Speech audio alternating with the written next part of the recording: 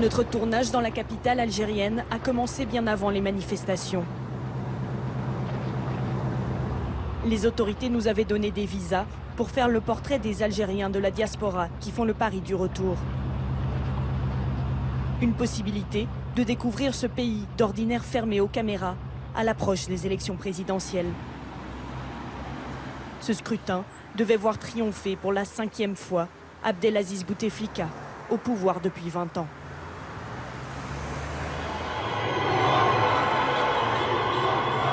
Mais à la surprise générale, le 22 février, des dizaines de milliers de personnes répondent à un appel anonyme sur les réseaux sociaux. Depuis notre balcon, en plein cœur d'Alger, nous assistons au premier pas de ce mouvement populaire qui va submerger le pays. Toute la soirée, les hélicoptères survolent la ville.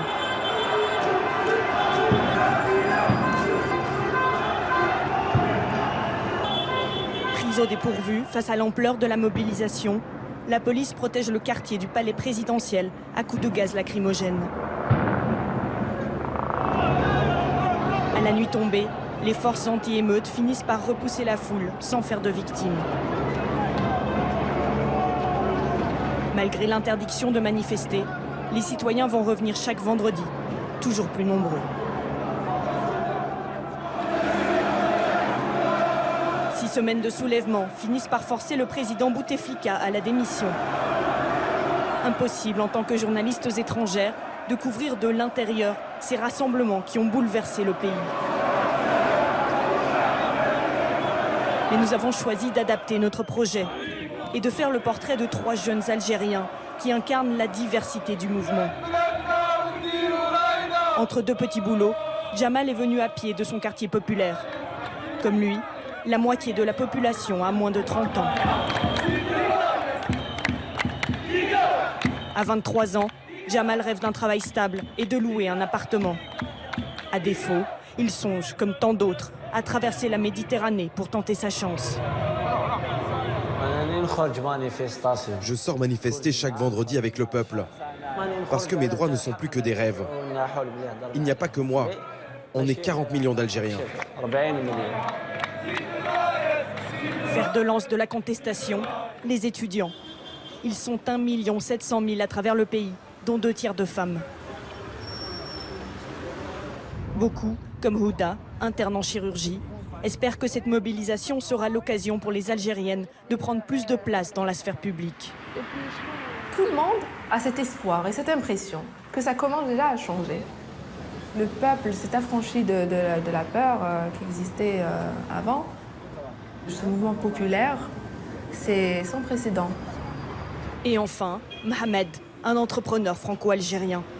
Il symbolise cette élite formée à l'étranger. Lui pariait sur une ouverture économique dans un pays qui dépend quasi exclusivement de ses exportations d'hydrocarbures. Finalement, il est devenu le témoin d'un tournant politique. On sentait tous qu'il y avait un mécontentement social, mais on ne s'attendait pas à un tel soulèvement d'un coup. Je pense que personne ne l'avait prévu. Des millions de personnes dans la rue, Alger, noir de monde. Moi, je pense que c'est l'un des meilleurs moments de l'histoire de l'Algérie, si ce n'est le meilleur. Nous avons voulu leur donner, à tous les 3, la parole pour qu'ils racontent leur Algérie, leurs défis quotidiens et leurs rêves d'avenir. À Bolorine, un quartier populaire de la capitale, nous allons retrouver Jamal, comme toujours, en scooter derrière son meilleur ami. Alors, ça mord ? J'ai quitté l'école après le collège. J'ai fait une formation électricité-bâtiment et j'ai eu mon diplôme en 2014. J'ai déposé des CV. Je voulais vraiment faire ce métier, mais aucune entreprise ne m'a pris. Si tu n'as pas de piston, jamais tu peux trouver un travail. À défaut, Jamal est devenu gardien de parking. Bonjour. Tout comme son ami Mohamed, qui lui a un diplôme de géomètre. Il gagne 200 € par mois. Ici, un jeune sur 4 est au chômage. Pour obtenir cet emploi, les 2 garçons ont aussi bénéficié, à leur échelle, d'un piston. Bonjour, comment ça va ? Ça va, merci. Le chef d'une entreprise qui travaille pour la préfecture est venu prendre de mes nouvelles. Je lui ai dit que j'étais au chômage et il m'a dit il y a un poste comme agent de parking. J'ai dit ok, je veux travailler. Le truc négatif, c'est que je m'ennuie. Ça me pèse sur le moral. Je ne bouge pas. Ce n'est pas un vrai travail. Ça fait 100 dinars. 100 dinars. Si je trouve mieux dans mon domaine, je vais quitter ce job. Les jeunes désœuvrés, comme Jamal et ses collègues, ont été les premiers à descendre dans la rue. Pendant les longues heures à tuer, ils écoutent en boucle une chanson devenue l'hymne des manifestations. La liberté, la liberté. Liberté, c'est tout ce que nous reste. Tu sais, quand j'écoute cette chanson, les paroles, c'est ce que je ressens. Notre situation, ce qu'on vit. C'est cette chanson, moi, qui m'a donné le courage pour sortir chaque vendredi.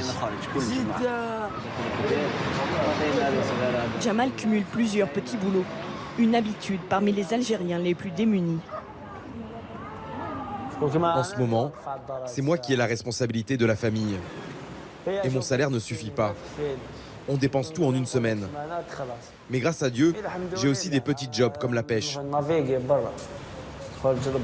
Depuis que je suis petit, je sors en mer pour pêcher. On a appris avec les vieux. Allez, 1, 2, encore.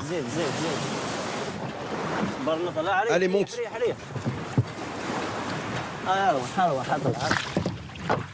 Je peux te dire que 70% des Algériens sont comme moi.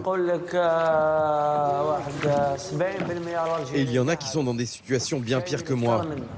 S'ils mangent à midi, ils n'ont plus de quoi manger le soir.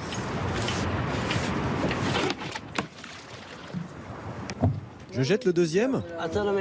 Non, pas tout de suite. Il y a déjà 90 hameçons. Pourquoi tu veux en jeter plus? La vérité, c'est qu'avec ce genre de boulot, tu peux même pas te payer à manger. Il y en a qui ont un master, ils ont passé 3 à 4 ans à l'université et ils n'ont pas de travail. Aujourd'hui, la pêche n'a pas été bonne. Avec seulement 3 poissons, cela leur fait 10 € à se partager. Cette génération rêve souvent d'un avenir à l'étranger plutôt qu'en Algérie, quel que soit son niveau d'études. Dans un hôpital public d'Alger, l'étudiante en médecine, Houda, enchaîne des gardes de 24 heures en parallèle de sa spécialisation. Tout le monde a accès à l'enseignement supérieur en Algérie. Les études sont gratuites. J'ai fait 7 ans de médecine générale et là, je suis à la 3e année de chirurgie pédiatrique. J'ai un bac plus 10. Rien que pour déjà le domaine médical, il y a beaucoup d'obstacles. Par exemple, la mauvaise gestion, la bureaucratie. Les moyens manquent, c'est clair. On aimerait aussi être à la page. Par exemple, on dit des choses sur certaines molécules ou certaines découvertes qu'on ne trouve pas en Algérie. Sous Bouteflika, le nombre d'étudiants comme Houda a été multiplié par 4, mais pas les emplois disponibles. Les professions médicales sont parmi les plus affectées par la fuite des cerveaux. Houda prend d'ailleurs des cours d'allemand dans cette école privée avec une dizaine d'élèves. Allô. Dernièrement, il y a beaucoup de médecins qui apprennent l'allemand parce qu'il y a un accès facile au poste de médecin en Allemagne. Ici, dans cette classe, il y a 4 médecins, y compris moi, il y a 4 médecins.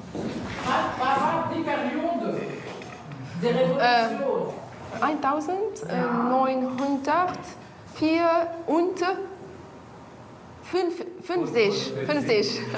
J'ai déjà eu envie de quitter l'Algérie. On croit toujours que l'herbe est plus verte ailleurs. On a cette image peut-être de l'Occident où c'est toujours mieux, c'est toujours plus facile. Après, je ne suis pas fixée, mais je mets les choses de mon côté. Depuis la chute des prix du pétrole en 2014, la classe moyenne dont fait partie Houda a vu son pouvoir d'achat baisser. En première année, un médecin résident gagne 51 000. C'est pas beaucoup. Par exemple, si tu voyages, tu peux pas mettre de l'argent de côté. Si tu loues, tu peux pas voyager. 51 000 dinars, soit 380 € par mois, presque 3 fois le salaire minimum en Algérie. Pourtant, Houda veille à ses dépenses. Ah, il y a même Gabriel Garcia Marquez. Et hésite même à s'acheter des livres d'occasion. Mais je pensais qu'il y avait des remises un petit peu plus sérieuses. Je peux faire pas mal de choses, mais je dois aussi faire attention. J'ai ce problème de loyer qui me coûte assez cher, presque la moitié de mon salaire. Houda vient de Sétif, à 3 heures de route de la capitale. Grâce au soutien de ses parents, plutôt libéraux, elle a le droit de vivre seule. Une marque d'indépendance rare pour une Algérienne célibataire. La norme, c'est qu'on reste chez sa famille ou que l'on se marie. C'est la réalité. Rester seul, ça, c'est très délicat. L'année dernière, quand j'ai essayé de trouver un appart, c'était très difficile. J'ai été déclinée par pas mal d'agents immobiliers. Déjà, quand tu vas louer, on te demande directement si tu es marié ou célibataire. C'est la première des questions. La médecin espère qu'une évolution de la place des femmes accompagnera le changement politique actuel. Comme beaucoup d'Algériennes, Houda descend dans la rue chaque vendredi quand elle n'est pas de garde. En plus, j'adore les slogans. Voilà. Là, c'est dit, vous êtes mal barré sur un truc de Marlboro. Votre système nuit gravement à notre santé. Je trouve que c'est très drôle, c'est très bien réfléchi. Sur le plan social, la femme ne peut pas se permettre certaines choses. Et on est victime de la vision unique de tout ce qui est correct ou pas correct. Ce que je déteste, c'est le fait de toujours être jugée. Ces revendications féministes commencent à être relayées par les réseaux sociaux, particulièrement Facebook, où sont apparus les premiers appels à la mobilisation. Presque 90% des Algériens ont accès à Internet, surtout sur leur téléphone. C'est d'ailleurs ce qui a attiré Mohamed Hami en Algérie. Après avoir démarré sa carrière à Paris et San Francisco, cet entrepreneur franco-algérien vient de lancer une start-up. Arrivé il y a 6 mois, jamais il n'aurait imaginé assister à un tel bouleversement politique. Les réseaux sociaux, ça a été peut-être le facteur principal dans la mobilisation en Algérie. Moi, je suis dans le domaine du web. C'est juste une confirmation que l'Algérie, c'est une destination intéressante pour moi au niveau professionnel. Salam alaikum. Je vais prendre un café allongé. Un café allongé. Les Algériens passent de plus en plus de temps sur Internet. Il y a des taux de croissance hyper importants, hyper intéressants. De 2014 à 2018, ça a quasiment doublé. Même pour une bourse modeste, il y a des forfaits Internet très peu chers. Je suis frappé de voir à quel point les opérateurs algériens sont dynamiques à ce niveau-là. Il y a encore 2 mois, Mohamed faisait partie des rares qui croyaient au potentiel économique de l'Algérie, alors que le PIB a chuté de 20% ces 5 dernières années. Dans ma tranche d'âge, il y a beaucoup d'Algériens qui partent à l'étranger. Et c'est vrai que faire le chemin inverse, c'est un petit peu particulier. Je pense qu'il faut venir avec une certaine dose d'optimisme. Parce que les gens me disent « Mais pourquoi tu viens ici? Fuis, va-t'en » Ces dernières années, c'est comme s'il y avait une chape de plomb qui reposait un peu sur la société algérienne. Ça va libérer des énergies, libérer l'énergie de la jeunesse. Le jeune entrepreneur a déjà investi 10 000 €.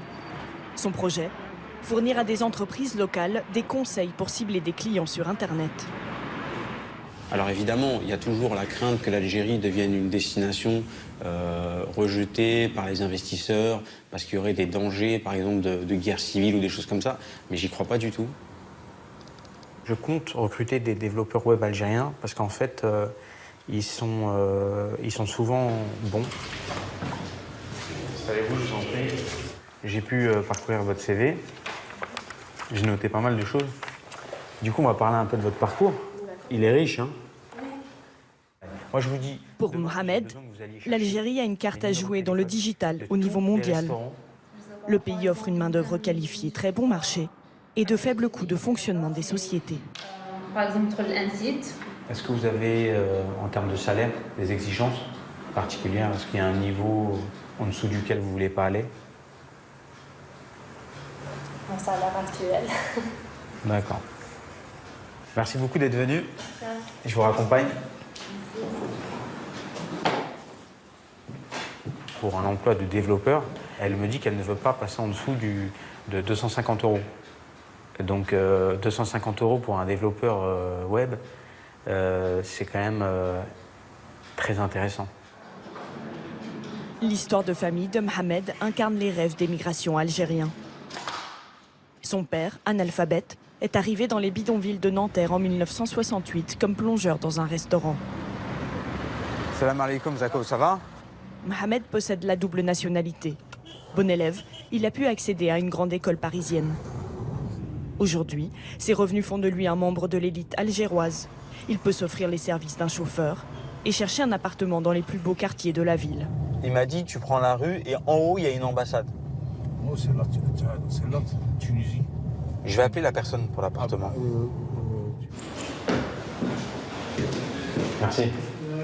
Quand j'ai annoncé à mes parents que j'allais vivre en Algérie dorénavant, pour eux, c'était un petit peu perçu comme un retour en arrière, dans un pays moins développé économiquement.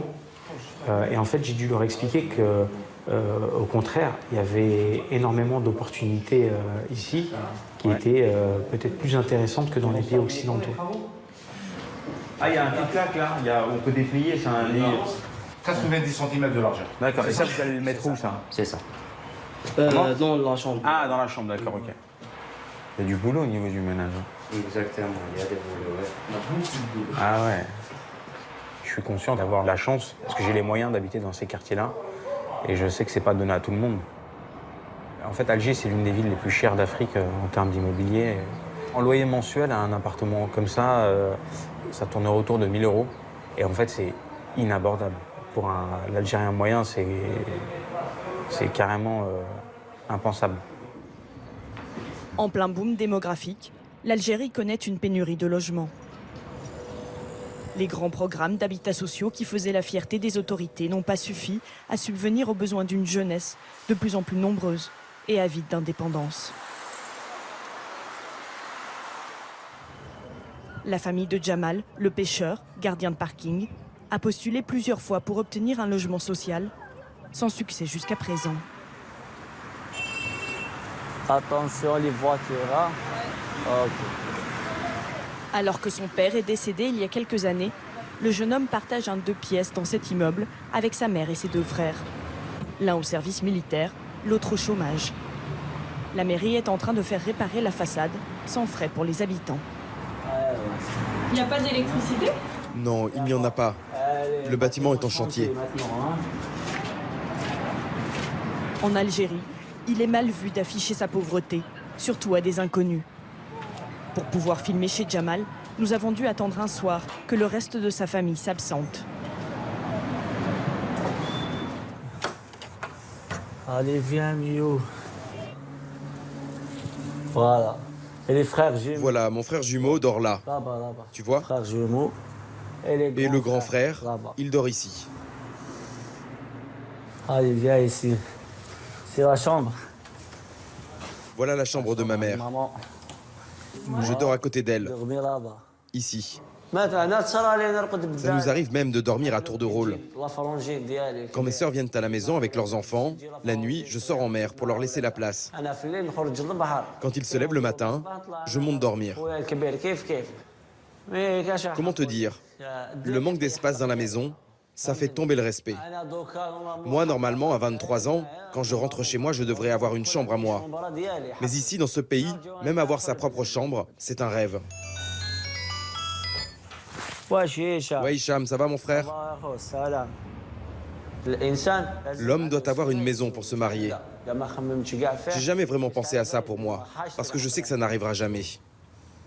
Je n'ai pas envie de jouer avec les sentiments d'une fille. Je pourrais lui dire qu'on se marie, la faire attendre, et à la fin, il n'y aura rien.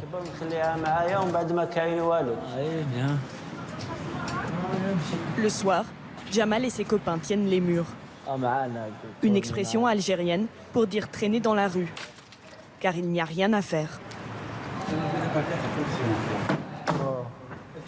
Hey, Jamal, on t'attendait.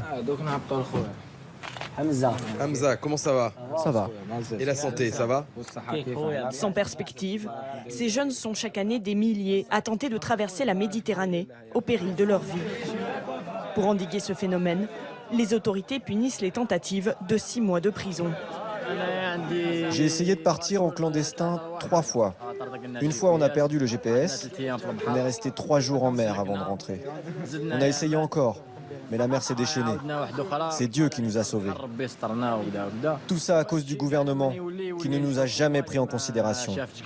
Il ne nous donne pas de travail, rien. Il s'en fiche de nous. Moi aussi, j'ai pensé à quitter le pays. La chose qui m'a retenu, c'est que ma mère m'a dit que si je partais illégalement, elle ne me pardonnerait pas. J'ai pensé à partir en barque. Je connais bien la mer en plus.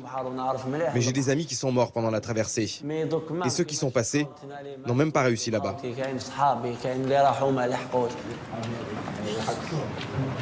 Jamal a remisé ses envies de départ depuis le début du soulèvement. Il espère que le renouveau politique lui permettra de se faire une place dans son pays en restant auprès des siens. Ce changement, que personne n'avait vu venir, a aussi convaincu Mohamed, l'entrepreneur du web. Depuis son arrivée, il a trouvé ses repères et il est persuadé que son avenir se trouve de ce côté de la Méditerranée. Il y a une excitation incroyable à Alger depuis le début des manifestations. Un optimisme, un enthousiasme que j'avais rarement senti dans ma vie. Ça va? Excuse-moi. Ça va? Et toi? Ça va. Moi, je suis venu pour m'installer en Algérie. Et ça peut durer toute la vie. Moi, je rêverais d'une Algérie où, en fait, la possibilité d'une ascension sociale est réelle. Je ne sais pas si aujourd'hui, l'ascenseur social fonctionne toujours. J'ai l'impression que la machine s'est un peu grippée. Et donc, moi, dans 3-5 ans, j'espère voir une Algérie où, en fait, les jeunes d'origine modeste pourront s'insérer professionnellement en Algérie et pas avoir besoin de partir à l'étranger. Depuis que la parole s'est libérée dans les rues d'Alger, les conversations politiques vont bon train. Comme la majorité des manifestants, Houda et son amie, elle aussi médecin, ne veulent pas que le mouvement s'arrête avec la démission du président. Elles craignent les tentatives de récupération et les divisions. Voilà, on a manifesté, on a fêté, on a dansé.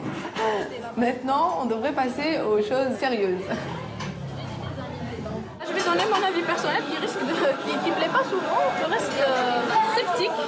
C'est vrai que le peuple se réveille, l'effet de masse, c'est important.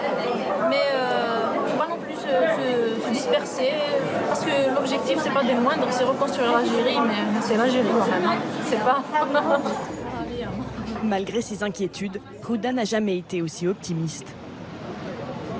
Je commence à me projeter beaucoup plus en Algérie qu'ailleurs. Je me dis, voilà, j'ai ce sentiment aussi de vouloir offrir quelque chose à mon pays.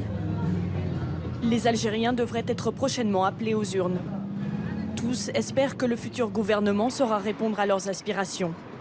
Mettre fin à la corruption et au clientélisme, diversifier l'économie et créer des emplois, et ainsi voir émerger une nouvelle Algérie.